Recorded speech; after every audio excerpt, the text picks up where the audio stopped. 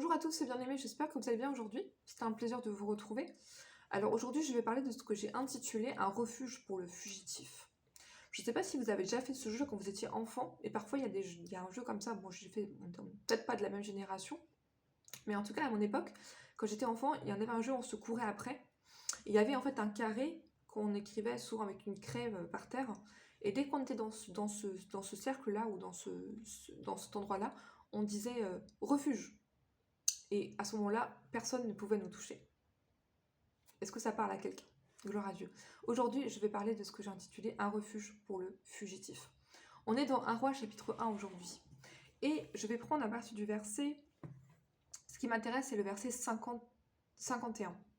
On vint dire à Salomon, voici, Adonijah a peur du roi Salomon, et il a saisi les cornes de l'autel. Ok.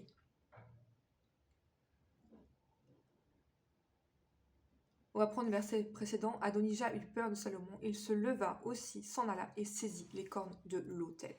Donc ça veut dire quoi l'expression saisir les cornes de l'autel? En fait, l'autel, donc l'autel de Dieu, avait 4 cornes. Je suis en train de me coincer les cheveux dans ma table. Gloire à Dieu. L'autel, en fait, avait 4 cornes sur le côté. Et en fait, quand les gens saisissaient les cornes de l'autel, c'était en fait comme si on disait pause, comme j'ai expliqué tout à l'heure. En fait, c'était comme si on cherchait vraiment le refuge de Dieu. Gloire à Dieu. C'est ce que fait ici Adonijah pour échapper à Salomon. En fait, il prend les cornes de l'autel et il espère en fait comme ça obtenir miséricorde. Gloire à Dieu. Donc Dieu est un refuge pour le fugitif. Maintenant, je vais apporter des petites nuances parce que Dieu n'est pas un refuge pour tout le monde. Alléluia. Il y a une loi qui est justement expliquée à propos des cornes de l'autel ici, qui doit nous parler aujourd'hui. Alléluia. Je vais prendre Exode 21. Exode 21, verset 14. Exode 21, verset 14. Bon, aujourd'hui, c'est assez technique, j'espère que vous allez me suivre. Exode 21, verset 14.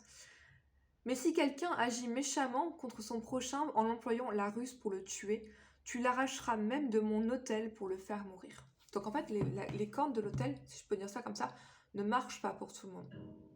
C'est pas tout le monde qui peut dire Dieu est mon refuge. Non, pas du tout. Ici, il est écrit si quelqu'un agit méchamment. Donc si on fait preuve, ok, je vais simplement écrire quelque chose pour vous, Dieu n'est pas un refuge pour les méchants. Point barre. Donc le refuge, ce n'est pas pour tout le monde. Dieu n'est pas un refuge pour tout le monde. Gloire à Dieu.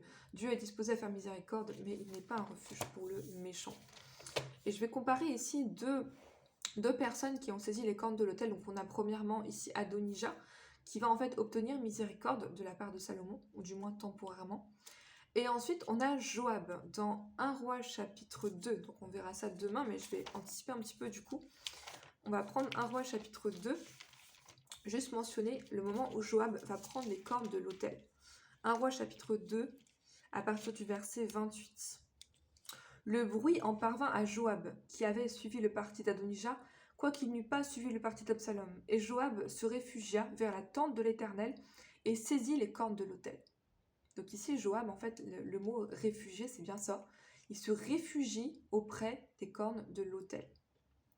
On l'annonça au roi Salomon que Joab s'était réfugié vers la tente de l'Éternel et qu'il était auprès de l'autel. Et Salomon envoya Benaja en lui disant « Va et frappe-le ». Donc là, Joab ne va pas obtenir miséricorde. Pourquoi? Parce que si vous lisez la Bible, on a lu ensemble, j'espère que certains se sont souvenus, que Joab avait tué plusieurs personnes de sang-froid. Il avait assassiné plusieurs personnes de sang-froid en dépit des ordres de David. Donc en fait, Joab était un meurtrier, concrètement.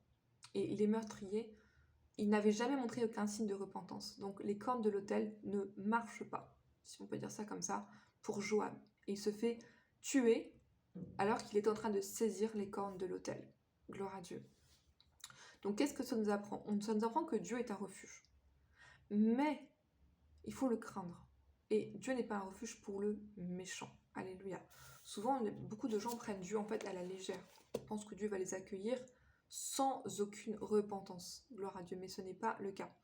Je vais prendre pour conclure Amos chapitre 3. C'est pas un message très très réjouissant aujourd'hui. Hein. Je suis désolée. Parfois ça arrive. La parole n'est pas toujours drôle. Mais c'est important d'avoir en fait une connaissance holistique de la parole. Et donc c'est pour ça que j'ai pas choisi de parler aujourd'hui de cette expression. J'espère que du coup vous comprenez ce que ça veut dire saisir les cornes de l'autel. Donc quand on a péché, quand on est fugitif, on peut saisir les cornes de l'autel. Mais le préalable, c'est de laisser tomber, d'abandonner toute forme de méchanceté dans notre vie pour bénéficier de la miséricorde de Dieu. Amos 3. Parce que ce n'est pas tout le monde qui bénéficie de la miséricorde de Dieu. Amos 3, à partir du verset 14. Regardez ce qu'Amos, le prophète, va dire ici, à propos des cornes de l'autel. Amos 3, verset 14, à partir du verset 13. « Écoutez et déclarez ceci à la maison de Jacob, dit le Seigneur l'Éternel, le Dieu des armées. Le jour où je punirai Israël pour cette transgression, je frapperai sur les autels de Béthel. Les cornes de l'autel seront brisées et elles tomberont par terre. Je renverserai les maisons d'hiver et les maisons d'été. Les palais d'ivoire périront, les maisons des grands disparaîtront, dit l'Éternel. » Et là, ce que je voulais vous montrer ici, c'est que dans ce passage, l'Éternel va dire « Les cornes de l'autel seront brisées. » Autrement dit, il n'y a plus de miséricorde. Je ne ferai plus miséricorde. Bon, là, on est dans l'Ancien Testament, hein, mais la Bible dit que ces choses ont été écrites pour notre instruction. Donc pourquoi j'aime autant étudier l'Ancien Testament avec vous, c'est parce que on a comme ça accès aux pensées de Dieu, aux valeurs de Dieu, aux principes de Dieu. Et tout ça, ça doit nous éclairer. Tout ça, ça doit nous éclairer aujourd'hui, même encore aujourd'hui. Ce sont des écritures qui ne périront jamais. Donc ici, la Bible dit « Je frapperai sur les autels de Béthel et les cornes de l'autel seront brisées. » Donc effectivement, si on ne se repent pas de notre méchanceté, on ne peut pas obtenir miséricorde. On ne peut pas saisir les cornes de l'autel. Retenez cette expression, retenez cette notion de saisir les cornes de l'autel. Pour celui qui est fugitif, celui qui a péché, peut toujours aujourd'hui saisir les cornes de l'autel et obtenir miséricorde. Gloire à Dieu. Il y a juste un verset que je voulais vous montrer, parce que moi c'est mon verset préféré dans la parole de Dieu. Je profite de l'occasion. Dieu est un refuge. On doit considérer Dieu comme un refuge. Et la Bible dit dans Ésaïe, chapitre 25, au verset 4, gloire à Dieu. Et essayez de considérer cette chose-là. Dieu est un refuge. On peut toujours se réfugier en Dieu. Ésaïe 25, verset 4. Mais il n'accepte pas le méchant. Ésaïe 25, verset 4. Tu as été un refuge pour le faible, un refuge pour le malheureux dans la détresse. Oh, gloire à Dieu. Un abri contre la tempête, un ombrage contre la chaleur, car le souffle des tyrans est comme l'ouragan qui frappe une muraille. Donc effectivement, celui qui se réfugie en Dieu n'est jamais déçu.